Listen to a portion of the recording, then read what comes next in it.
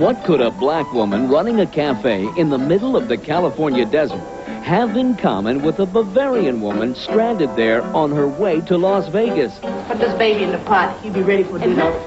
Magic. Cause it's all about magic. Take it away. Love saves the hard day. When it's showtime at the Baghdad Gas and Oil Cafe. Late Night Sunday on TV5.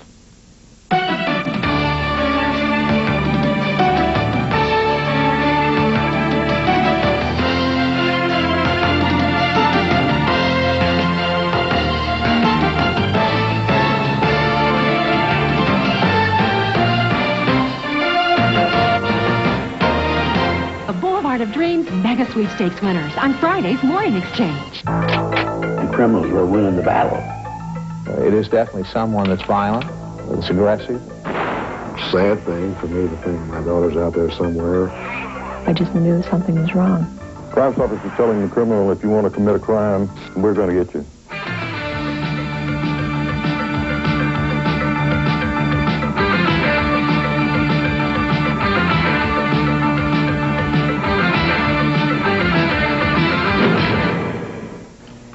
I'm Edwin Hart, Crime Stoppers 800. And this week, you may be able to help us solve a New York City murder, find a missing Memphis, Tennessee woman, and put a suspected Pompano Beach, Florida rape suspect behind bars. The New York City homicide is case number 1 on this edition of Crime Stoppers 800. Police say a man murdered his girlfriend and then quickly left town. The tombstones rising from Calvary Cemetery seem to mock the New York skyline. The triumph of those architectural marvels tempered by the reality that each resident must someday confront their own death. It was a death that came too soon for Gwendolyn Fuller. Gwen was a well-liked bartender at a New York restaurant. She was a very outgoing person, loved people, loved her job, was concerned with life. In the early morning hours of January 5th, 1989, a call came in on the 911 emergency line here at the 113. The caller reported a possible shooting at an apartment just north of Kennedy Airport. Police responding to the call found the body of Gwen Fuller shot once in the chest. A prime suspect was quickly developed, Fuller's boyfriend, Lloyd Clark. When we saw him, he was basically a very personable, calm person in the public eye. After the incident, he was seemed to be somebody else. He had like a dual life. That dual life included prior assault charges. Detective John LaGuercio's investigation uncovered more information on Clark's personality. He's an individual who has an extremely bad temper and was extremely jealous of his girlfriend, Gwendolyn Fuller. We believe that they had gotten into a heated argument on the evening before, around between 10:30 and 11:30 hours, at which at some point a weapon was produced and Gwendolyn Fuller was shot once in the left chest, which caused her to expire. Police believe Clark then attempted to revive Fuller. The individual did work for the emergency medical services. He was a ambulance driver, and we believe he may have moved the body from the kitchen where we believe that she was shot into the bedroom and possibly attempted to revive her. A few days later, police found Clark's car here at LaGuardia Airport, but they doubt he ever boarded a plane. I think he made it appear that he fled town. All his contacts and his people that he know are here. This is one of the reasons we believe he's still in Brooklyn. The wanted man, Lloyd C. Clark, is 47 years old. He's 5'7", 175 pounds with brown eyes. His hair is graying, and he has a high receding hairline. If you have any information that can lead New York City police to Lloyd Clark, please call Crime Stoppers 800 now at 1-800-922-9999. This is case number 1. When you call the toll-free Crime Stoppers 800 telephone number, you will reach the New York City Crime Stoppers. They're offering a reward of up to $1,000 for information that leads to the capture of Clark. The New York City Crime Stoppers Unit has helped solve more than 300 murders since the unit started back in 1983. Additionally, 1,000 other cases have been cleared by some of the more than 73,000 calls received on their tip line.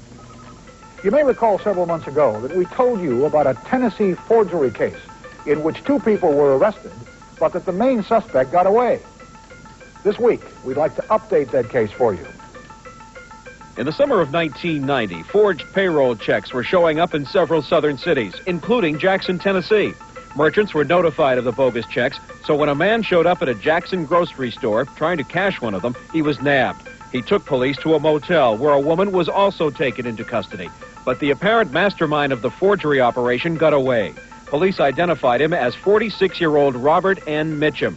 Update. Mitchum apparently continued his illegal occupation until January of this year, when he was arrested by police in Louisville, Kentucky on fraud and forgery charges. Similar charges await him in Tennessee, Georgia, and Mississippi.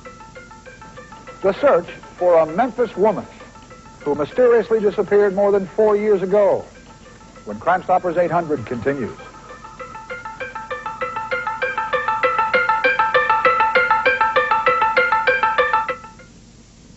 Square root of 361. 19. 14th president. Franklin Pierce. What color is milk? Milk is gray. The school psychologist thought he was colorblind, but then realized the problem was at home. It's these dull gray glasses he's used to. You need Jet Dry Ultra with Film Fighter Plus. It removes the dull film that builds up on dishes. So they're ultra shiny, ultra clear. Jet Dry Ultra. Ultra shiny, ultra clear. Oh, Mama, don't feed me no bologna.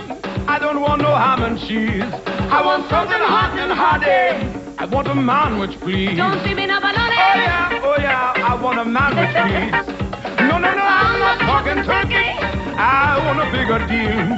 Don't feed me just a sandwich. I want a manwich meal. Don't feed me no bologna. Oh, I want a manwich meal. Mama, don't feed me no bologna. Oh yeah, I want a manwich meal.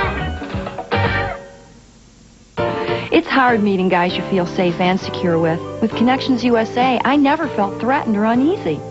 I used to tell my friends I met Joanne at a party, but now I tell them the truth. It was through Connections. I was tired of being hit on all the time, so I called Connections USA. Now I get to know the person before I go out. Call 1-900-FUN-CALL. There's lots of great people to meet, and it's just $2 a minute. Call now. Must be over 18. I'm glad I called. Me too. Hi. A lot of you have gotten engaged over the holidays and will soon be looking for entertainment for your wedding. But before you wear your fingers out walking through the phone book, there's only one call to make. Entertainment Services. We have a DJ that's just right for your wedding. Our DJs are professional, reliable, and they're fun. Your wedding deserves the absolute best. So why not pick up the phone and give us a call now? Now there's no need to spend a lot of money on a quality DJ for your wedding. At Entertainment Services, we make quality entertainment affordable. Case number 2 this week comes to us from the Memphis Crime Stoppers in Tennessee. It's a story that started on a rainy November night in 1986. A mystery has puzzled authorities and troubled citizens of Memphis, Tennessee for over 4 years. On November 10th, 1986, Steve and Teresa Butler were not much different from any young married couple living and working in Memphis. But by November 11th, everything had changed. Teresa Butler was a student nurse at St. Francis Hospital. She was attending UT here in Memphis. She was married to Steve Butler, and on the day she disappeared, she had been at St. Francis Hospital. In my opinion, based on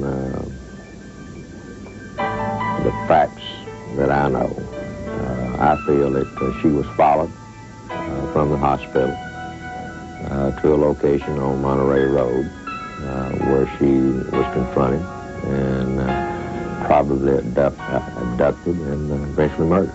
It's a very secluded area where the car was found, and it was a rainy night, and it was getting late at night, and no witnesses that came forward. Some people saw the vehicle, but we never was able to find any evidence of foul play. Like I said, the dent on the front of the car made it appear that something happened here that we have not been able to locate. Her family has been most helpful in trying to locate Miss Butler. They've put out flyers with her current pictures on them in post offices and all over the United States, as far as we know. They've sent out at least 15,000 flyers requesting anyone with information to please contact them at a number given on the flyer. A reward of $15,000 is present and still ongoing for any information as to the whereabouts of Miss Butler at the present time. Teresa did not